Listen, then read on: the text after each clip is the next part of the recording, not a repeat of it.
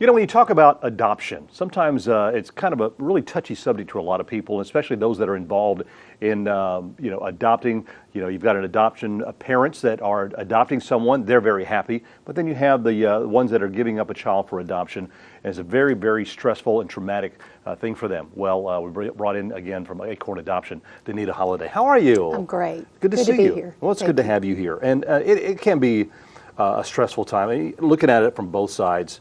When you've got a family that is looking to adopt a child, and when you find someone, a child, to place in their home, it's a really happy time. Right, correct. And we all know someone who's adopted a child, we're excited for them and think, oh, they're wonderful parents. But they got that child because an amazing woman had the courage that it took to do what was right for her child. And oftentimes these moms that I talk to on a daily basis talk about being judged and how difficult that is, that society still judges them because they're making this decision for their child. It's not a selfish decision, it's a very selfless decision. Most of the moms I work with are between the ages of 19 and 24, and they already have 1, 2, maybe even 3 or more children, and they struggle financially. So I would say 85 to 90% of the moms I work with make this decision based on a financial difficulty and the fact that they have other children. And it is a hard decision. As you said, I mean, they're afraid that someone's going to look down upon them. Right. 'Cause it's almost like they're thinking, how could you give up a child? Mm-hmm. And, they have to understand from the standpoint that, I'm doing this because I love this child. Mm-hmm. I want this child to have, things that I won't be able to give it if I keep this child. So it's a very unselfish decision. Yes, it's a hard decision, but it's a very unselfish decision for them to make. And so often it's based on the other children as well, because they're struggling, but they're getting by. They're buying the diapers they need for the second child they have or the first child. But you add a third child or maybe even a fourth child at this point, it's very difficult for the moms. And then you start hearing people, well, why'd they have this other child in the first place? Well, sorry, accidents happen. That's right. There are so many unplanned pregnancies out there, but they happen. And again, the fact that they choose to give this child continued life, but a life that they can't give them if they keep that child. Right. So as you said, Anita, don't judge. Don't judge them, because if anything, you should say, I respect you for making this kind of decision. And I truly think that every child's a child of God. No accidents. I think God. We're all put here for a purpose. That's right. And I truly believe in things.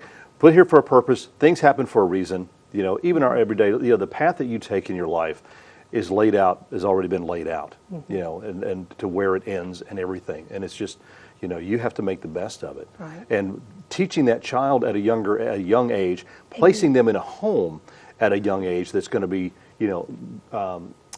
so supportive of this child, give the child the love that, I'm sure their mother could give them. But again, there's other things than just the emotional part of it. Correct. Excuse me. The financial part as well. They're concerned about the financial part. My families that adopt are loving and kind. Most of the moms I work with say, I'm afraid this child's going to hate me because of my decision. But my families only say good things and kind things about the birth mom. They're very appreciative of the birth mom. Now, I know there are times when a birth mom may give up the child right at birth.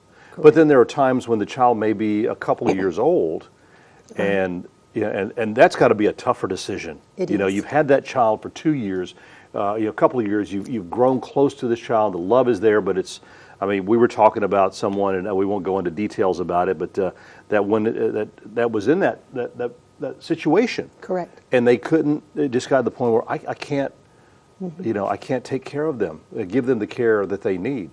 This year alone, I placed a 9-month-old little girl and a 2- and 3-year-old little boy. So moms do get to that point in their life where they're desperate and they need the help.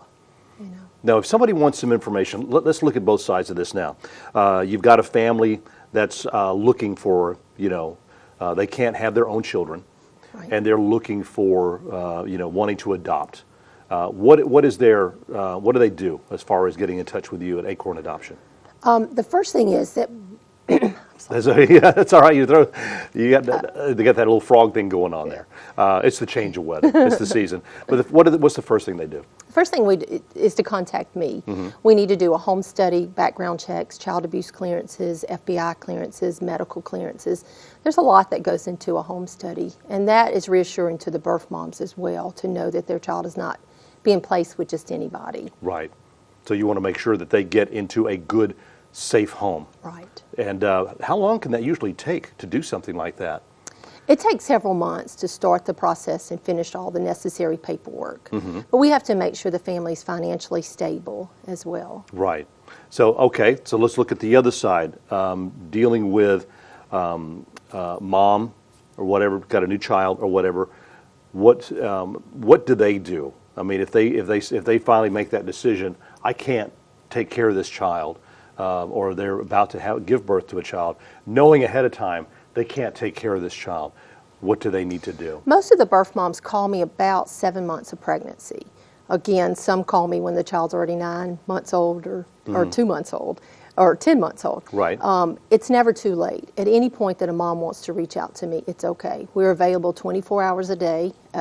Amazingly, most of my moms call me at 1 o'clock in the morning because they try to sleep and they can't sleep. No, whenever I call you, you answer the phone. I mean, I don't go through an answering service or anything. You're always swift to answer the phones. Right. That's right. And that's one of the neat things about being local. You're not speaking to someone out of state.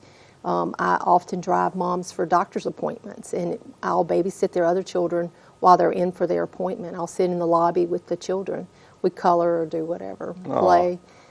Because oftentimes the moms don't have the support that they need. How long have you been doing this? About 15 years. Wow. Yeah. So you've seen a lot of happy times. Yes. A lot of happy times for new parents. Yes. New families, and for the birth moms. Right. And seeing, and you know, they've got to be happy in their hearts. You know, it's a sad time that they're giving up a child, but in their hearts, you know that this is the best thing for my child. I would say at least 95% of the moms that I've worked with have told me along the way, I'm glad I made that decision. It was the toughest decision I ever made, but I'm glad. I don't regret my decision.